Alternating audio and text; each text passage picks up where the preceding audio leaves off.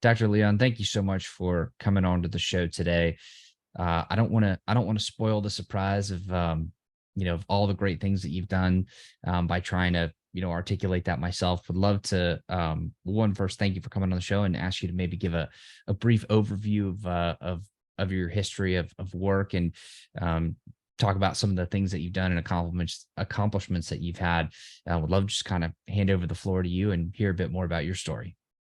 Yeah, hey Ben, and thank you for inviting me to your podcast. It's a really a great pleasure to share my story, and I have something to share. I have a lot of stories, and let's start our conversation. Yeah, let's do it. Yeah, let's start from my scientific background. I did my PhD in quantum optics, and postdoctoral research in quantum computers and laser cooling. And just all my life, I was thinking about being a scientist. My father professor, so I am from professor family, and was my destiny, I thought before. And once when I finished my postdoctoral research and was looking for where to apply my scientific knowledge, my professor from Weisman Institute of Science, he co-founded the company, and they called me and asked me to join the company. I remember conversation. I was told that I'm not going to go to the industry. I'm interested to continue in science.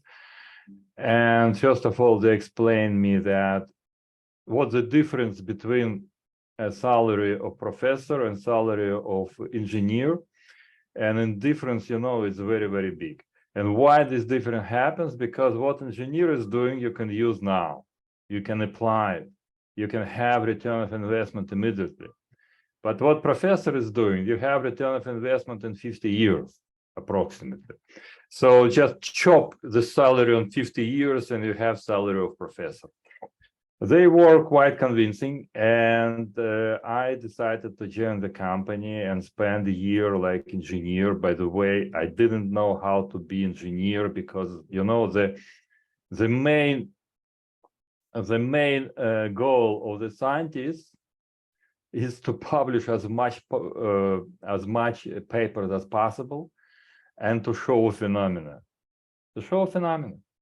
And when I became engineer, I tried to become engineer. I couldn't understand how to apply tolerances, all this stuff around, specifically for optical engineering. And I had to break my head to learn it because it's totally different approach, totally different way of thinking. Instead of thinking about phenomena, I have to thinking about application. And so, but I succeeded, and in a couple of years, I just became freelancer engineer, and I was working with maybe the best startups in healthcare and medical device industry. I was responsible for developing some sensors, small sensors, and also I was promoted to become CTO of the company, and for the year, I managed to create the product from the scratch, from idea to the market. And this was some aha moment, I would say, aha year, not only moment. And I understood that I actually can make something new. And I had a lot of ideas. And I decided to establish my own company. And it was exactly in the middle of crisis, 2008, 2009. And that was easy. People laughed at me. I said, I will raise $1 million. So people were laughing on me and said, no, that's impossible. You see, all companies, business is ruined, economy is ruined. Nobody can raise money today. That's impossible. And also I had the baby on my hand, just born. And so finally, I burned my balls and burned my balls because if you think all the time about some another way or plan B, specifically in very difficult situation, it's very easy to slide down to the conventional habitual behavior. So I burned the boats, and in a year I raised the money. I went almost, I was on the brink of bankruptcy, but I raised finally, I succeeded. And this is how my company started. And it was all about how to measure blood oxygen saturation and the medical and make medical device on the wrist. People were thinking about pulse rate measurements, wellness devices. Fitbit was created. Other companies, Garmin got into this business. I was thinking from the beginning about creating medical device, the first wearable medical device, not wellness. And medical device is much more difficult because it has to stand within specific limits of measurements, within specific limits of accuracy. You have to get CE mark, you have to get FDA clearance. Totally not easy. But if you win, it is a really big win. So, and in 2017, a device I invented just received FDA clearance. The first FDA cleared wrist oximeter, the medical device, and many companies today use this device like a predicate for FDA clearance. But by the way, not a lot of companies having FDA clearance for medical devices on wrist. Not a lot. I can number these companies. So still, it's a holy grail for many, many devices to have FDA clearance and use it in hospitals and have accuracy on the level of hospital grade devices. And so for 10 years, I raised quite good amount of money. We start sales. And 2020, I left the position of CEO, and I thought that it's time, and I became executive chairman. And this led me to have some time to realize a very interesting project I was thinking about during my tenure like CEO in Oxitone Medical. And this is what I am doing today. So I entered, I call it dark side of the business. I became venture partner. So I started to work with startups. I think it's time to give back. So I was appointed like official mentor at Israeli Expert Institute. It's a very good and very powerful organization with economical missions over the world. Also, I help startups like a mentor, like advisor. And finally, I developed my own methodology. So I combined my experience in quantum mechanics, because I know principles of quantum mechanics, and experience like engineer and entrepreneur, all together, just, like all planets in line, enabled me to create so-called quantum business thinking, a methodology that today many companies use. I would say it's not accelerator, but I have a number of companies. I teach them how to use quantum business thinking methodology, that just application of quantum mechanics principles to the business.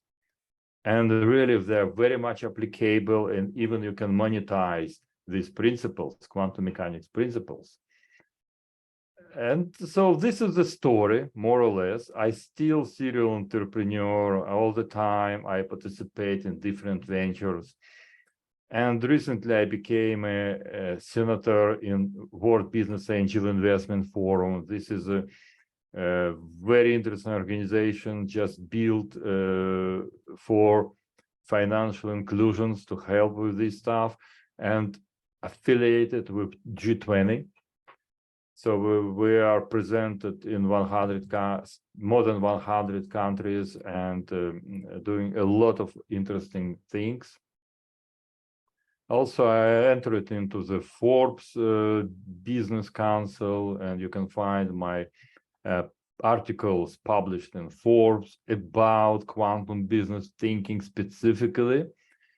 And also recently I decided to somehow to participate in African business development and startups development. So I joined the board of Global African Leadership Council, and together with Network VC, where I am a partner in venture capital, we conducted a so-called unicorn pitch, Pan-African unicorn pitch. It's about 9 best.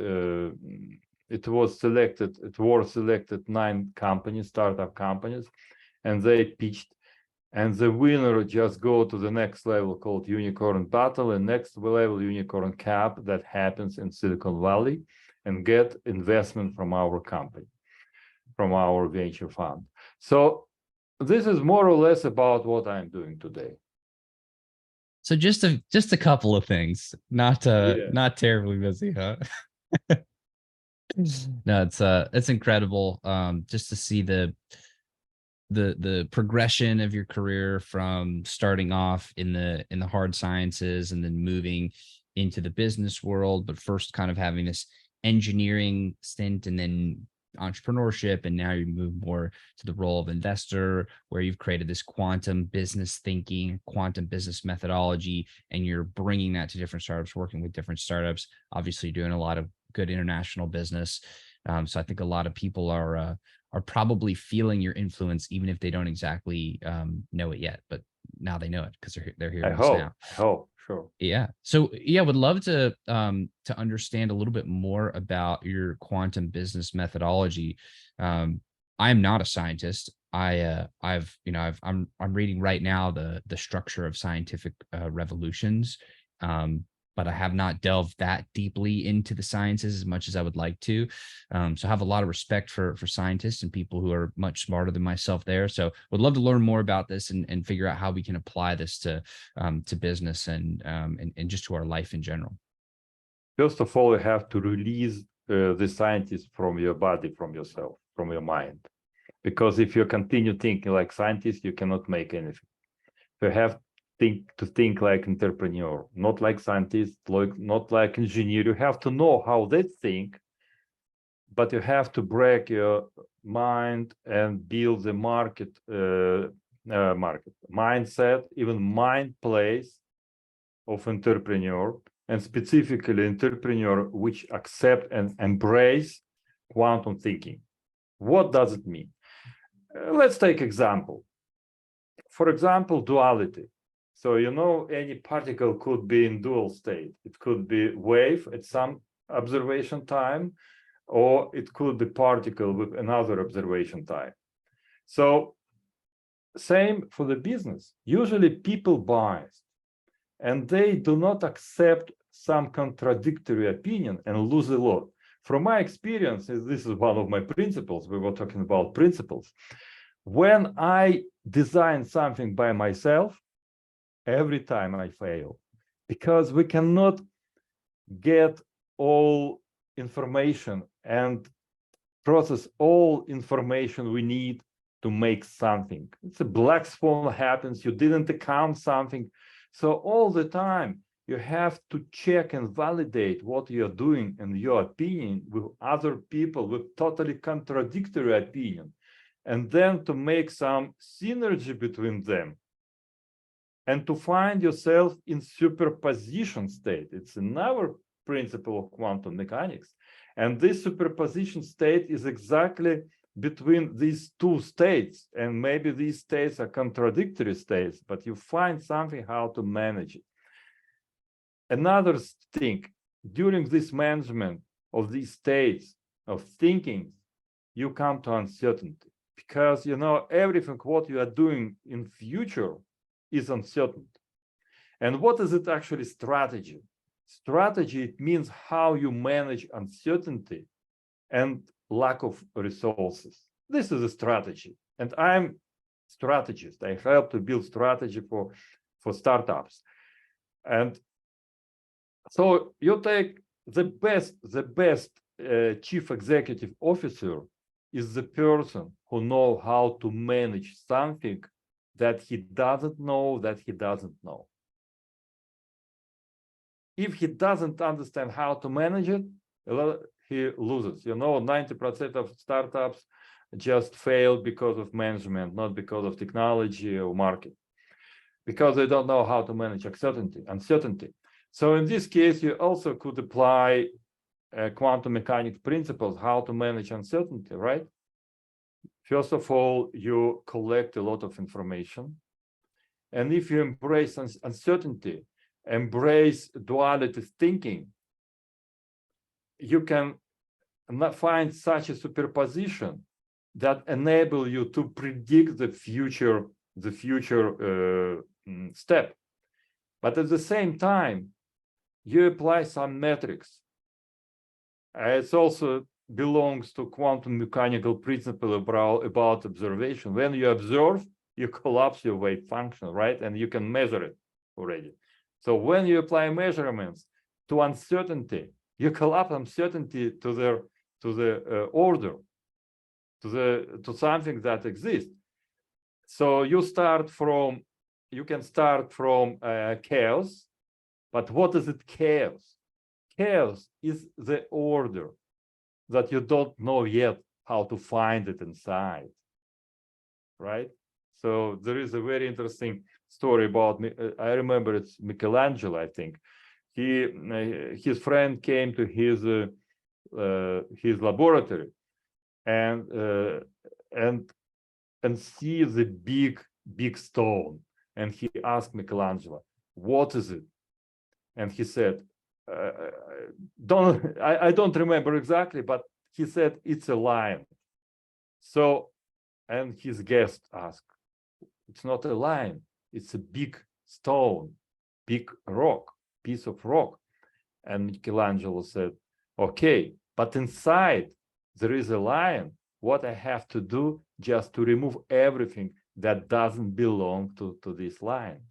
So this is exactly how within the chaos, that is a basic of uncertainty, to find the order. And this is what I teach my entrepreneurs how to do it. And this is the real strategy. And strategy is a set of decisions based on this uncertainty and measurements.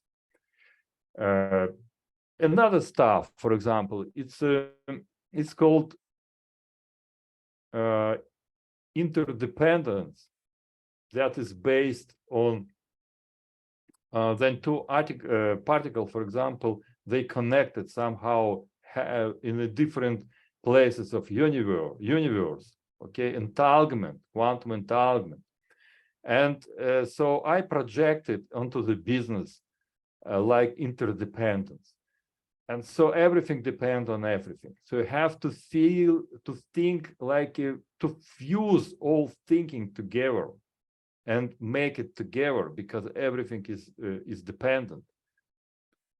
And if you apply these to any business, you can find immediately all interconnections and interdependencies in your business, and you can manage these in much better way. So actually, I built 6 principles of quantum mechanics applied to the business to succeed. And even more, you apply it to 4 quadrants of startup development. These are opportunity. I call it deal, another quadrant, that is about how to find resources. Another quadrant is feasibility. It's all about the product and how to build it and find product market fit. And another is, I call it relationships, is all about people you need to succeed.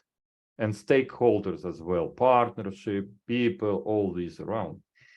So when you apply quantum business thinking to all these quadrants, you build the pattern that you can manage, you immediately you can understand the holes within this pattern. And finally, you come to the strategy, so-called backward mapping. So it looks like some complicated stuff, but people who went through all these development, it takes, I don't know, maybe a couple of weeks, save years and millions of dollars, because they know they're totally certain about what will happen and how to manage it. So I want to pause for a second here, because that was a lot to digest, and I want to go back through and kind of break some of these things down. Right. One of the things that I wanted to touch on first here, and this is fascinating stuff, was the idea of removing things from, or understanding the chaos, using measurements to discover the order within the chaos, and removing things until you get to that core thing that is what you're looking for, like the lion and coming out of the piece of rock. I guess that begs the question: how do you discern what needs to be removed in what order? What's the chronology of removing? And then how do you understand what it is in the first, like, we need to know what we need to remove, and then in what order do we need to remove it? So those are kind of two moving parts. Or how do we figure that out? My congratulations, Ben. You catch up with all what I was talking about. Not everybody can do it. So thank you. It's a very interesting question, because this is all about backward mapping. I start talking about it. So when you do backward mapping, you take two stages. Again, like in quantum mechanics, two stages. Stage A, where you are today, and stage B, where you are someday, you want to be, right? We're not talking about time now. You start from stage B. What you want to have there? What kind of characteristics you have at stage B? And these characteristics just shape your line, right? So it has head, it has I don't know, legs, it has a body, it has this and has that. So these are characteristics. Now you go back, you remove head, then you go back to B2, B1 remove head, B2 remove, I don't know, thigh, B3 you remove something else. Finally, you come to the stage A, where you have nothing. Current state, you have only big rock. And now, when you remove all this stuff, consequently, you think about what I need to do to have this stuff back. So you remove, I don't know, head. You think through all these quadrants, what kind of resources, what you have to do to get this head. Then you go back, you don't have head and you don't have thigh. You don't have, I don't know, legs. You think about what kind of strategy you should apply, and what kind of resources, what kind of partnership, what kind of people you need to have these legs at the next stage. So this way you could build the plan. I can say this is the strategy. And usually strategy applied to companies and people who have a lack of resources. So all the time you have to think how to navigate. Usually people having a lot of resources, they don't have strategy, they don't use strategy. And strategy is needed to navigate through lack of resources and connections. So you build all this stuff step by step. You exactly define whom you are going to hire to solve this problem or that problem. It's a different table. You define archetype of people that could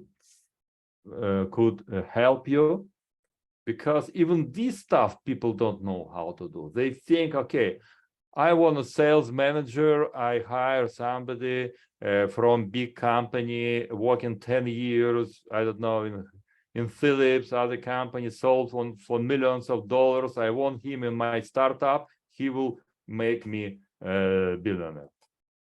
He come to the startup, ask 20,000 per month, and do nothing because he doesn't know how to work with the startup. And then he come to his friend, he sold something, then he was in Philips. They do not accept him anymore because there is no Philips behind him. It's a small startup, and this guy doesn't know how to work in this environment. So all the time you have to think what you need through all these 4 quadrants, applying quantum thinking, and you build your business like a strategy, or build strategy for your business. And most important, when you do this, at some point between, I don't know, B3 and B4, or there is some point in the middle called A, B, together, when you have some, I don't know, quantum leap to the next stage, your sales grow 1,000%, something like this. So you're close to your B stage already. So something happens. It means you don't know how to manage it. You don't understand how to apply verbs to move from one stage to another stage, because it's based on the verb, what you have to do. And you don't know. You don't know. You cannot understand what to do. Before, I understood everything what I can do to get to the next stage. But now I don't know. I don't have, for example, sales manager who I think will bring me to this specific company. I don't know how to find him. I don't have connection. What does it mean? It means it's your critical path. And you have to apply thinking how to overcome it before you come to this stage. And conventional thinking of conventional strategy from A to B implies, okay, let's start doing. We do this, we do that. Okay, at some point, we got to the critical path, we will think what to do, and we lose. In backward mapping, you know exactly where the critical path, and you start thinking about it today. Okay. So I can tell you, people ask me, okay, Facebook, Google, they didn't have any strategy and they are billionaires. Now name me how many companies became like this. Okay, maybe 0.001% of all startups started, and you know about them, but you don't know about other 99.9 startups who didn't apply strategy and lost and disappeared. And then you apply strategy, at least you have some confidence that what you're doing is right, and you remove uncertainty. So I guess it's a brilliant litmus test to see who the really scrappy, the really smart entrepreneurs are, because when they do come across this critical path of, hey, I have to get this thing done in order to achieve my ultimate strategy, which I think is brilliant, by the way. If I understand correctly, we're looking at where we want to go versus where we are. And yes, we are then removing things bit by bit. And as we're removing them, we're dissecting or diagnosing to see, based on these 4 quadrants, what needs to be true in order to then recreate that and get back to that. So it's almost like we're inverting the problem, which is really interesting. Like in design thinking. Right. Mm-hmm. Yeah, it's brilliant. I think it's Charlie Munger that says invert, always invert. So, I mean, that's brilliant. And so then once you do discover these really critical pieces that you don't currently have, but you need, then it becomes, okay, well, how good are you as the entrepreneur to jump across that bridge, or jump over that obstacle, or go find that hire that you don't currently know, but you need, or go build that partnership with this critical, strategic ally that you need in order to, do XYZ that you need to be able to finish out that line again. So I think that's a really Right. interesting litmus test of like, one, figuring out what it is. And if you can't think through that, then that's probably a red flag right there. And then two, once you do discover that, do you have the chops to actually execute on that and figure it out? I would imagine a lot of the folks that you come across, they like a certain percentage fall off at each stage. I mean, the people that, just in your experiences from observation, how many people, one, understand it, and then two, can actually build the plan, and then three, can actually execute on the plan? Like, what are those percentages there from your observations? Yeah, it's difficult to talk about percentage, but very small, very small. People rely on their habitual behavior. Even I can tell you, people come to me and ask for the help. I start to help, and believe me, they don't do what I ask them to do to succeed. They very soon slide down to what they did before, where they lost already.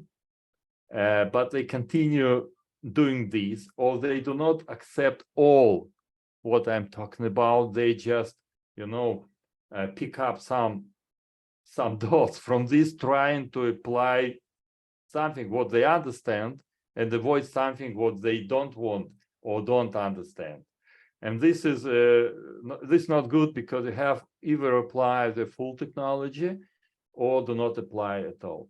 So the people's bias and too much self-confidence, and usually a lot of startupists, they are very ignorant. They reject help. Almost not. Okay, now I can tell you the percentage. Almost 95% of my initial conversation with startups and founders, I'm a mentor for them, whom I'm a mentor.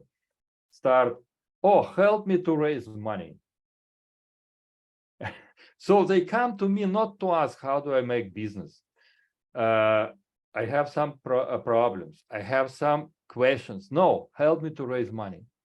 My answer, are you ready?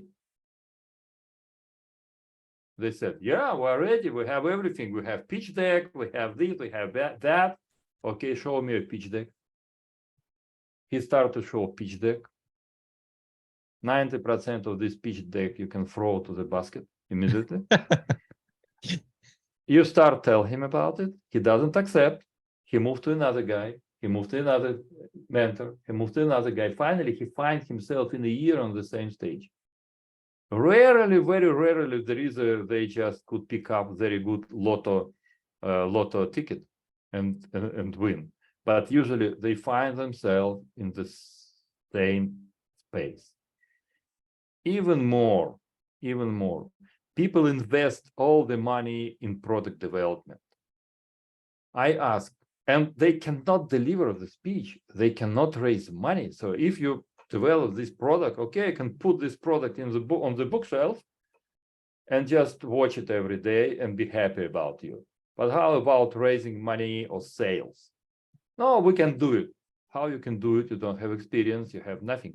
You have to hire consultant to do it. You have to pay a consultant to help you, advisor to help you, or go to accelerator and ask for mentor. And don't ask, help me to raise money. I'm here not to help you to raise money. I'm here to give you the tool that will enable you to raise money. And usually this is the mental tool, how to think correctly, to build correct story that will be attractive for investors. So 90% of people don't do it and don't want to do it. So they come to me again in a year, and I ask where you are. They are on the same place exactly and still didn't learn anything. Amazing what happens, but it happens every day. Wow. That would drive me nuts. If I was in the same exact place a year ago that I am today, that would absolutely, I think that would be insanity. I think that would qualify as the definition. Yeah, but it's okay. It's okay if everybody win. Who will lose? Yeah, somebody should lose. Otherwise, our world will be crazy. So yeah. So the ones that you see that do go on to be successful, they're the ones that they recognize the tools as for the value that they provide. They implement the suggestions, they build their own tools, they acquire the mental models, they start to utilize these different forms of thinking and apply that to their business. And then are those typically the ones that are the most successful, or what are they doing differently than the other folks that are staying the same for the whole year? You mean what's the difference between people who implement this strategy and who don't, right? Yeah, I think so. Yeah, I think that's what I'm asking. Who can implement? I can tell you the story. I had one guy. I just taught him about this quantum business thinking and about backward mapping. We built the story, and I made introduction to my friend and an angel investor, and sent this guy, this entrepreneur, to angel investor. And this day evening, my friend called me and said, I didn't understand. Why did you send me this guy who sold his company? I said, no, he just in the early stage. He's looking for angel investor, and he didn't sell anything yet. No, it's impossible. He told me his story in a way like I can tell you about my wedding this way. He just was living for this. How could it be? I said, so we build this. We build the future. It's interesting thing happens. It's just a little bit about quantum mechanics and quantum field. From one of the theory of quantum mechanics, and a lot of quantum mechanics scientists, professors just believe in this, that consciousness just separate realities in the quantum mechanics level. So what we think, we separate realities. But if you build the strategy from the tomorrow back, you create a reality that is separated for yourself, and now you start to create it. And this is what we're doing. Just imagine you decided to go to the theater today evening or tomorrow evening. You go online. What you see, you don't have tickets, right? Why? Because people had intention half of a year before to buy it. They made your reality, not you. They manage your reality today, not you. If you want to manage your reality, go and buy ticket in half of a year. You can choose any place, the best place in the hall, right? But even more, you bought it, you put in your pocket, and you know exactly where you are in time, place, with whom, what are you doing in half of a year. It's real today. You bought reality today, put in a pocket. And now, when you live through this half of year, you can think about it. You can create reality day before, day after. So all these just, your reality happens about or around this event. What kind of restaurant you go? Maybe you won't go to vacation this time. No, I go to vacation before or after. So all this reality, totally new reality created from something you fixed in half of a year. And this is the basic that underlines all my thinking about quantum business thinking theory and methodology, and it's a framework for backward mapping strategy. So I'm thinking of this as like an anchor. Could be you're anchoring to something there and then building everything around that anchor. Yeah. Is the end goal, is the lion the anchor? Or yes, or unicorn. Okay. Or unicorn. Now you can Mm. think about timing, but be careful, because immediately as you put numbers or time or place, you fix yourself. you lose flexibility. And this is called plan already. Plan is something where you are not flexible anymore. And backward thinking, it's a flexible stuff. You do not put time. You just build the order how you make this line. But when you start planning, you put time, you put specific KPIs, you put object, key object and the results. And at this time, you start planning and you put yourself in some limits to reach to this point. How do you make sure when you're setting this anchor, how do you make sure that that is the right thing to be anchoring? How do you make sure that the lion is more important than the giraffe or the dolphin? It's up to you. It's what you want. Most important thing, it should be under your control. If something what you plan to do or set like an anchor is not under your control, you cannot do it. For example, become president of your country. Is it under your control? No, because people vote, right? But for example, to go to vacation, I don't know, to Hawaii, it's under your control, right?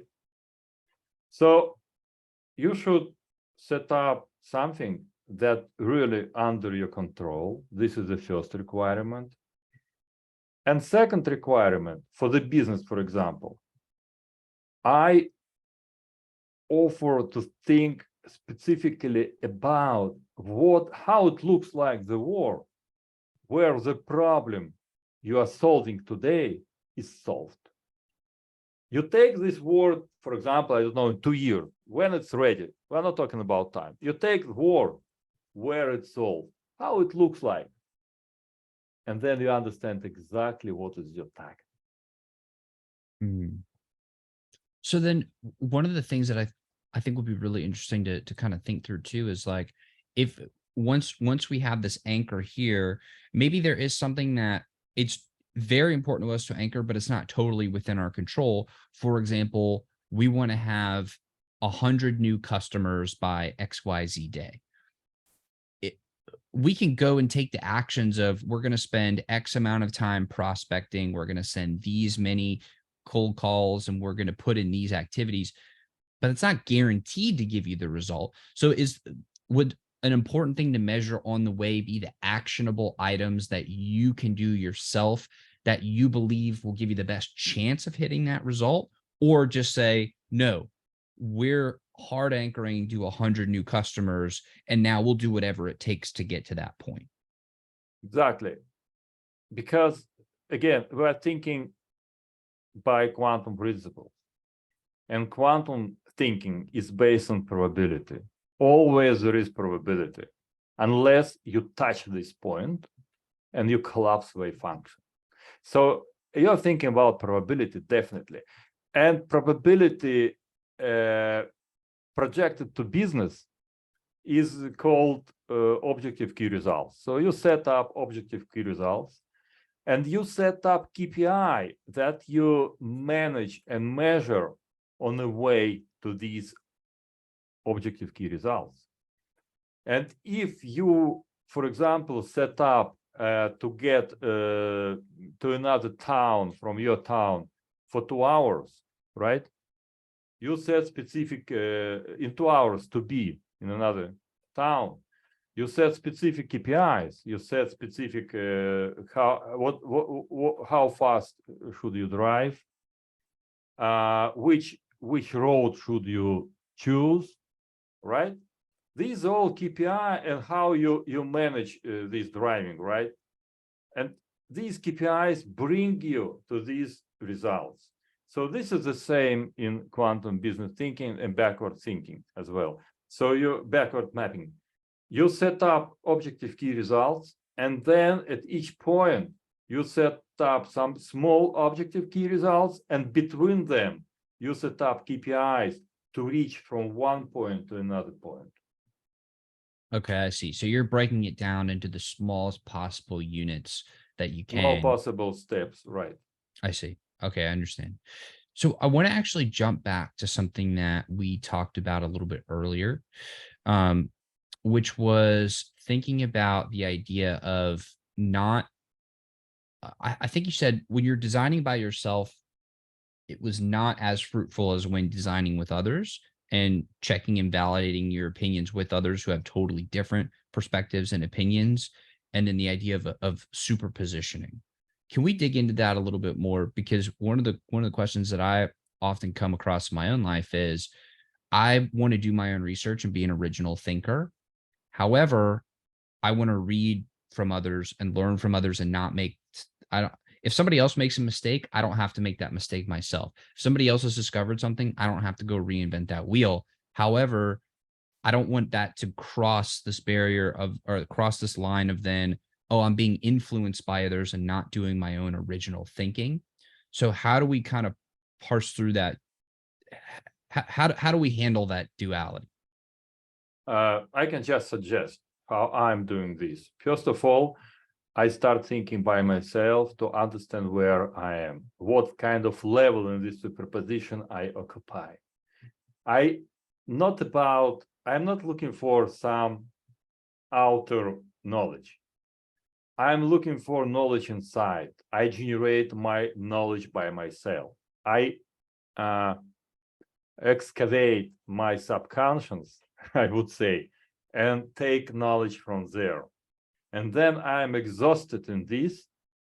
I try to understand, and not only exhausted, I created my level. I created my level of understanding, and I have some opinion about different stuff. And after that, I'm looking for other opinions, other thinkings. And in this case, all the time, I can compare other opinion with mine and look for some superposition where others' opinion and thinking just add to my opinion or remove something from my opinion. It's a thinking process. Also, I plan to make webinar about thinking process. It's a very unique thinking process, but it really works because usually people, you have idea, you go to the online, go to chat GPT, write this idea and have everything, but it's not your. It's not your. Start with your idea, then go to GPT chat and validate it. And then you will be in superposition state that takes all knowledge into your opinion and That your makes a lot of activity sense. as well. You know, there is interesting theory about conscious agent developed by Professor Donald Hoffman. I like this. I was reading all his books, and it's quite mathematical. It's quite mathematical, but if you know how to get through all mathematicals debris, yeah, you understand a lot. So he builds so-called conscious agent like a triangle. On the top, there is a word, old, new word, that influence on you, but current word, yeah, influence on you through perception, your perception. Each one has different type of perception, so it's specifically for you. Then, based on this perception, you make decision. Based on this decision, you make activity. And this activity just impact this word and change it. And this loop just goes forever. And if we have 8 billion conscious agents, we have superposition of all these, or convolution, I would say, convolution of all these. And this is how we see our world as a result of convolutions of all these conscious agents. And this is our world. And here we're talking about intention. Somebody has more intention, somebody has less intention. And this is how they influence and impact on new work. But I went for further. Applying to entrepreneur, I put entrepreneur on the top. Because what entrepreneur is doing, he takes the chaos and transform it to the order. So entrepreneur doesn't look uncertainty, by the way, because he's looking for all his business is directed to make order, right? This is why entrepreneur is entrepreneur. I take something that doesn't exist in big mass and make a business from this. And so entrepreneur on the top, an entrepreneur influence on the world, change the world. And then all the world has perception by himself based on how entrepreneur can influence on this world, how world accepted. For example, I am entrepreneur, I found opportunity. If it's a good opportunity, I can impact the world dramatically. I call it perception. Opportunity, if applied to the world, is perception of the world. How we world understand your business, allow you to do your business. All legal, economic, social elements of the world allow you to realize this opportunity, percept your opportunity, you're doing. And then this world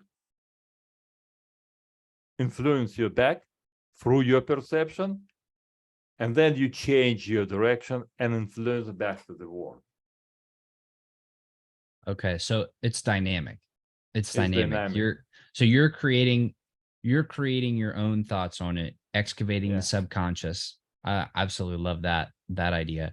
And then you're taking now this idea or this concept, and then going and bringing it around and basically stress testing it versus other ideas, adding, removing as needed. Right.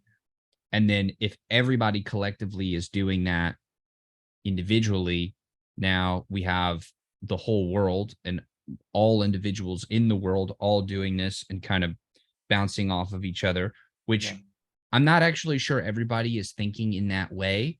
So I would be interested to hear your thoughts on, like, depending on how much intellectual effort people are putting into creating their own opinions, you know, how does that kind of tip the scale there?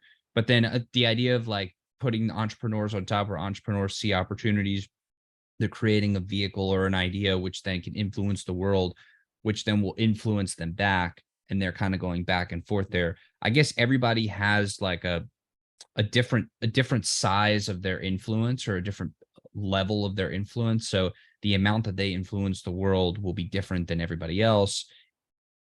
And therefore the amount the world influences them back also might be different too. I'm not sure on that last part, actually. Do you think the world influences you more if you have more influence, or if you have less influence, the world influences you more? There are two types of people, actually 5 types of people, but let's talk about 2 types of people. One type of people, I would say it's integral person. It's the highest level. You can name it. It could be Mahatma Gandhi, it could be Martin Luther King, even Lenin or Stalin. They influence the world. They change the world. There is so-called notion, role of the person in history. They really take the world as it is and change it for all other people. They have highest level of intention, and people differentiate by their level of intention. They have highest level of intention. They apply this intention. They change the world. For all other people, they follow the word, they change. So the people with the most influence this first type, they are the ones that influence the world the most. Yes, exactly. Does not the world influence them back though in a huge way? Like, for example, in World War II, for example, the leaders of the various factions within that conflict, they were absolutely influencing how the world is. The world was influencing them right back too. There is a very good example. Neo from Matrix. He is an integral person. He influenced totally 100%. He influenced the world of Matrix. And this is the people. These are the people I'm talking about who influence the world. That makes sense. So what are the other types of people, if that's kind of the highest level of influence type? What are the rest? Okay. It's a very interesting subject. It's a very long subject. It's about, we can go back to Carl Gustav Jung theory about archetypes, but we can talk about 5 levels or 4 levels of archetypes. We can start from infantile people. It's about 85% of people worldwide infantile. They accept any concept. They change concept every day. I think you met people who talk about one thing today and talk about another thing tomorrow. And they do it, really, they believe in it, because tomorrow it's another person. They told you they will be at 10 o'clock in the morning at your home. They won't. Because in the morning they are a different person and follow different intention and follow different concept. So they jump from one concept to another. It's infantile. The next level of people, it's 85% of people over the world, actually. The next people is teenager people. You can find them on demonstrations who went after Trump to take some power, and so who believe in something, who follow concepts, different concepts, and attach to this concept. You can find them a lot in military, because if when military or just get retired, they usually die in 2-3 years because they lose the purpose of life. And we call it teenager. Then there is a next level of people, and usually I was infantile when I was young, and I just was working on myself to get to some next levels. And if you're aware about it, conscious about it, you can work on it. The next level is I will call it young person, young individual. From mental point of view, conscious point of view, these guys, some people just feel themselves alien at home, at family, at friends, just suddenly, at work. They start thinking about something different. They do not accept easily some concepts. And these people start think about something. They have some initial torque, like a light. They have the purpose, but this purpose, like a light, like enlight them. So they're looking for their place in this world, and they have very high intention. Next level, it's adult level. It's 1% of people are adult level. It's the people who can manage, create concepts, manage concepts, teach people. So any teacher having some followers, influencers, these are adult people, because they create concept and they lead this concept. And then we come to integral people. You can number them. And these people, like Neo, they live inside, and they just go through the world, change it immediately, and collapse any wave function on their way. Wow. That was a very, that was a powerful roadmap. I think a lot of people should bookmark mentally and think about where are you right now in that, But on that journey. people like to be where they are. Actually, it's very difficult to move from one. It should be the huge intention to influence this world in order to move from one level to another. The most people just live under the some concept, egregor, and people talk about it called egregor or something like this. It's a concept. They attach to this concept and they live. Democrats, I don't know, other parties, belonging to these parties, belonging to some concept. All these, it's a teenager people, teenager mind, to attach to the concept and do not accept anything else. By the way, quantum thinking principle talk about how to improve it, how to overcome it by duality thinking, by taking another contradictory concept. That's powerful. Dr. Leon, I want to thank you so much for coming on the show today. I realize we've gone a bit over time, so I do want to thank you very much for sharing your very valuable time. I would love to keep going. I feel like we could talk about this stuff for hours. This is fascinating. So, maybe at a later date, if you'd be so kind, maybe we can do a follow-up and dig a little bit more into this stuff. But I want to thank you so very much for coming and sharing your very valuable time. Thank you. Thank you, Ben. You are the great listener. Thank you. Well, thank you very much. And to everybody watching and listening, I want to thank you so much for being a part of this, and for tuning in and sticking with us till the end. I'm very grateful for you and for your attention and for your time. And I will see you on the next episode. Take care. Yeah, thanks. Bye.